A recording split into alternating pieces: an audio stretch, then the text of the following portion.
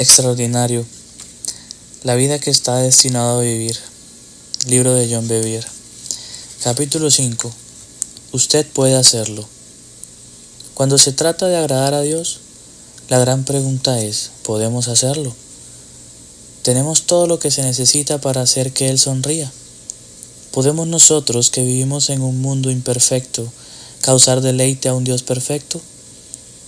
Mis primeros años de ministerio estuvieron enfocados en los adolescentes. Como pastor de jóvenes, aprendí mucho sobre la paternidad y las dinámicas de familia. Una cosa que observaba repetidamente y que me rompía el corazón era cómo algunos jóvenes sencillamente no podían agradar a sus padres. No importaba lo que hicieran o lo mucho que lo intentaran. Esos muchachos no estaban a la altura de las expectativas de sus padres, con más frecuencia de las del padre. Pronto descubrí un patrón. Aquellos jóvenes frustrados seguían intentando agradar, pero finalmente, después de repetidos fracasos, tiraban la toalla y se metían en una espiral descendente hacia una vida descuidada y libertina. Desilusionados, se sentían desesperanzados. Si los padres les hubieran dado a sus hijos un apoyo más positivo, se podrían haber evitado muchos descarrilamientos. Y con respecto a nuestro Padre Celestial, ¿podemos realmente agradar a alguien que no tiene errores? Oigamos al apóstol Pedro.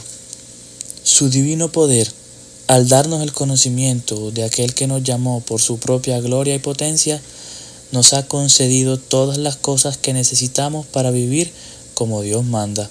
Segunda de Pedro 1:3. Ahí está nuestra respuesta. Tenemos todo lo necesario para vivir una vida que agrade a nuestro Padre Celestial. Por tanto, desde el principio, establezca esto en su corazón y no deje nunca que este conocimiento le abandone. Dios es aquel que habló estas palabras por medio de Pedro. Su palabra es verdad y es inmutable. Nunca, en ningún momento, acepte la mentira de que usted no tiene lo necesario para agradar a Dios. El hecho es que sí lo tiene.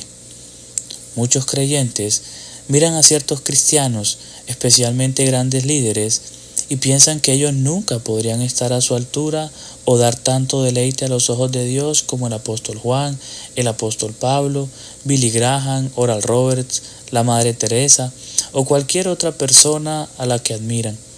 Lo cierto es que nadie tiene mayor capacidad de agradar a Dios que usted. Dicho esto, quiero que nunca olvide tampoco esta afirmación. Ciertamente usted tiene la capacidad de agradar a Dios, pero le corresponde utilizar el poder y practicarlo. Lisa y yo tenemos 4 hijos.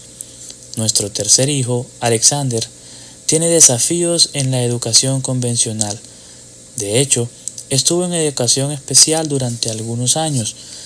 Él es un joven brillante, que sin duda tiene el potencial de sobrepasar los logros de sus padres. Alexander es muy creativo, piensa fuera del molde, tiene ideas sorprendentes y lleva a cabo una conversación inteligente con cualquiera.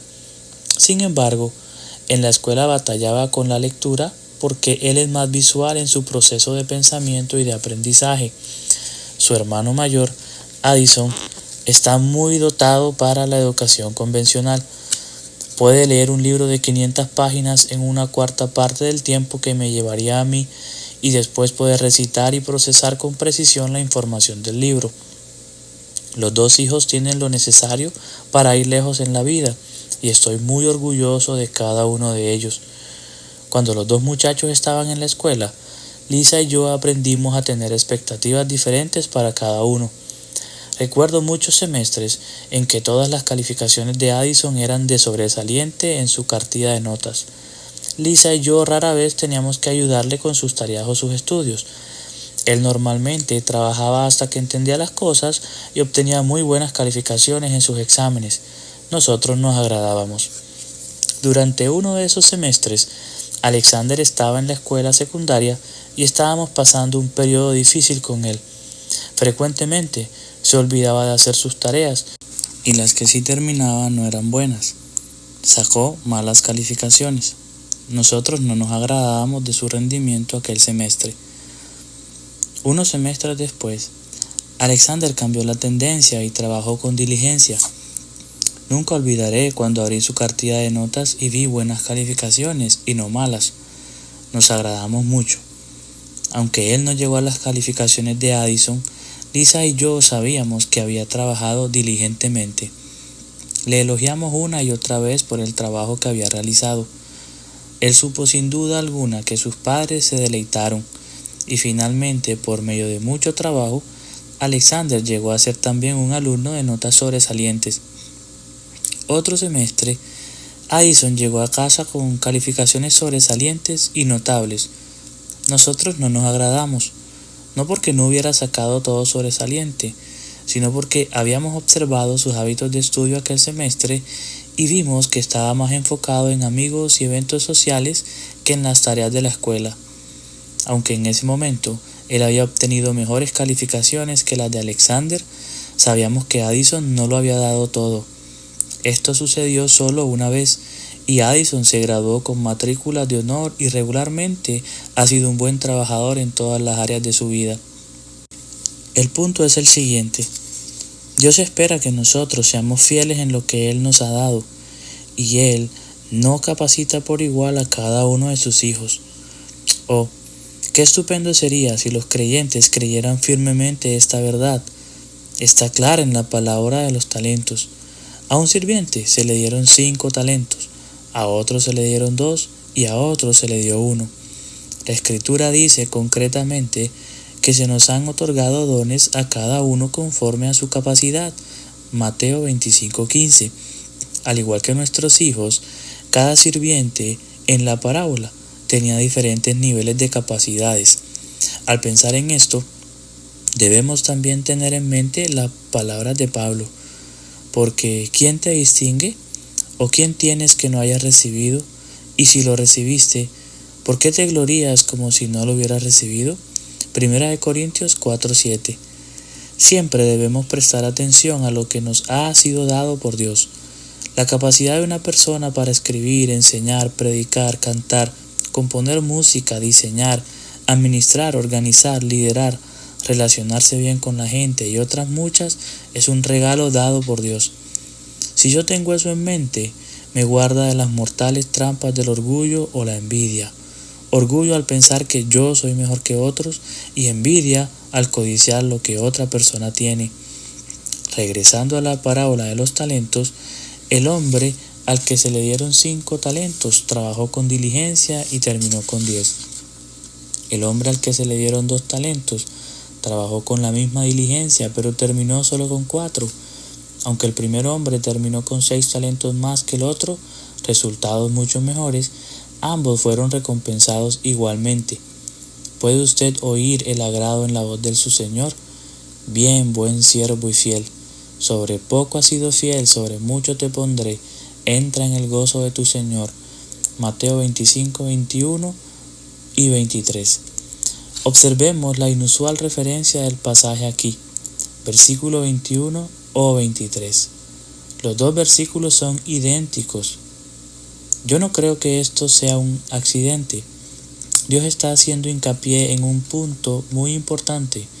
El versículo 21 fue para el hombre que ganó 10.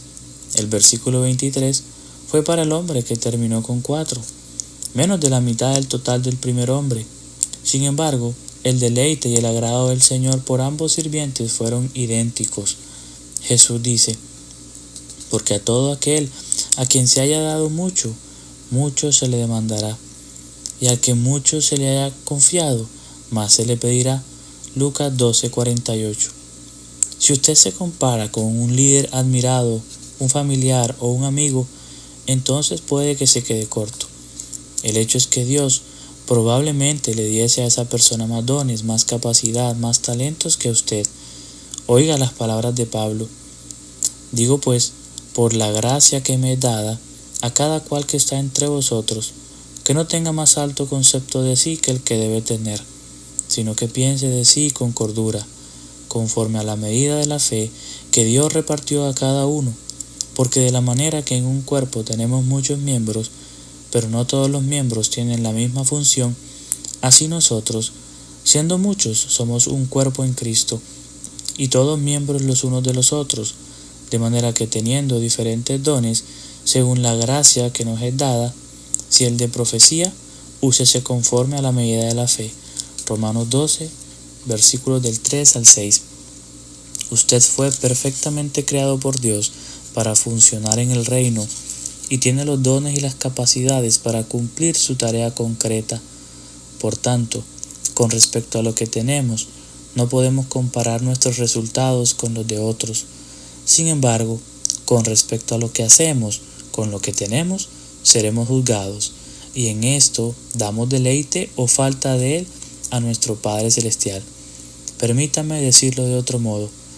Si el sirviente de los 2 talentos hubiera comparado sus 2 talentos con el que tenía 5 talentos, se habría quedado corto. Sin embargo, ambos sirvientes duplicaron aquello con lo que comenzaron. Ambos fueron igualmente fieles con lo que se les había dado y deleitaron igualmente a su Señor. Una parábola similar con un énfasis diferente.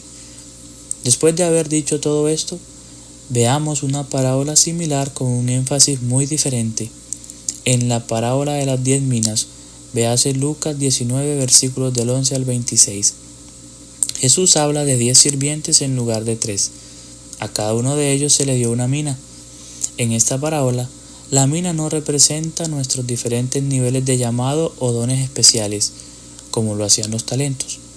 Más bien, la mina representa la gracia, la fe fundamental, el amor de Dios y otros dones que Él da igualmente a todos los creyentes. Permita que lo aclare con un ejemplo. Si Dios ha llamado concretamente a una persona a guiar a multitudes a la presencia de Dios por medio de la alabanza y la adoración, a él o ella se les han dado talentos musicales. Sin embargo, esos dones estarán por encima de la esfera natural, porque el talento también hace entrar a los adoradores en la presencia de Dios. Yo puedo decir sinceramente que este talento concreto no me fue dado a mí. Cada vez que yo intento cantar delante de mi familia, es un desastre. Ellos se ríen, salen de la habitación o de broma me lanzan algo y con razón.